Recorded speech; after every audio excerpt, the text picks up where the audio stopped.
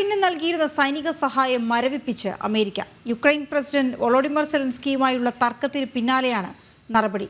അതേസമയം യുക്രൈനുമായുള്ള അപൂർവ ധാതുക്കളുടെ പങ്കുവയ്ക്കൽ സംബന്ധിച്ച കരാർ നിർണായകമെന്നും ട്രംപ് പ്രതികരിച്ചു. ദീർഘകാലമായി അമേരിക്ക യുക്രൈന് നൽകിയിരുന്ന സൈനിക സഹായമാണ് മരവിപ്പിച്ചിരിക്കുന്നത്. ട്രംപ് അധികാരത്തിലെത്തുന്നതിന് തൊട്ടുമുൻപുണ്ടായ ആയുധ കരാറുകളും മരവിപ്പിക്കപ്പെട്ടു. 35,000 കോടി ഡോളറിന്റെ അധിക ചെലവാണ് ഇതുവഴി ഉണ്ടായത്.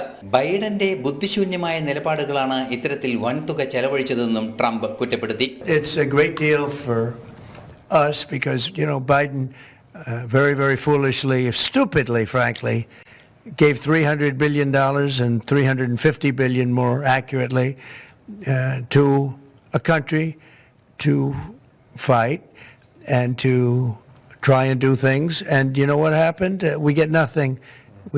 Just gave it. We could have rebuilt our entire U.S. Navy with $350 billion. Think of it, $350 billion.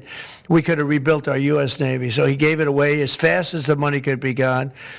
And what we're doing is getting that all back. And a lot more than that. അതേസമയം യുക്രൈനുമായി വരാനിരിക്കുന്ന അപൂർവ ധാതുക്കൾ സംബന്ധിച്ച ധാരണ ഏറെ പ്രസക്തമെന്നും Trump പറഞ്ഞു. Semi conductor ഉൽപാദനത്തിൽ ഉൾപ്പെടെ അപൂർവ ധാതുക്കൾ അമേരിക്കയ്ക്ക് വൻതോതിൽ ആവശ്യമുണ്ടെന്നും ഡൊണാൾഡ് ട്രംപ് പറഞ്ഞു. This business that we're talking about here with chips and semiconductors and everything else, we need rare earths. And the deal we have is we have the finest rare earths. What do you need to യുക്രൈനു വേണ്ടി ചെലവാക്കിയ തുകയിൽ നിന്നും ഒരു നേട്ടവും അമേരിക്കയ്ക്ക് ലഭിച്ചിട്ടില്ല.